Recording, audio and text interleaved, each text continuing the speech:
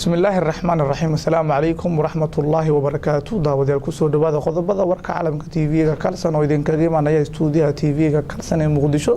Warka waxaa idin aqrinaya anigoo ah Ismaaciil Xaaji Cabdalla. Akhbaaradka ku daawan doontaan xilligan waxaa ugu door karoon dowladda federaalka Soomaaliya oo damiin ku sii deysay siyaasi Cabdiraxmaan Cabdishakuur oo maalmihii dambe u xirnaa xilli lagu wado inuu hortago maxkamadda gobolka Banaadir.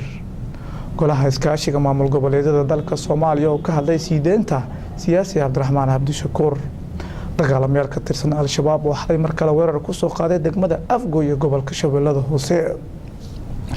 gudoomiyaha gobolka Banaadir ahna duqa magaalada Muqdisho ayaa ka hor istaagay safaaradda Qatar ee Soomaaliya wado cusub ay doonaysa in mar kale dib u xirato. akhbaaradka dibadda warka Kalsan TV xilligan daawadayaal waxaa ugu door karoon Trump oo hanjabay inuu deeqaha lacageed uu ka jaran doono wadamada ka hadlaya in Qudus ay ka mid noqoto Israa'iil.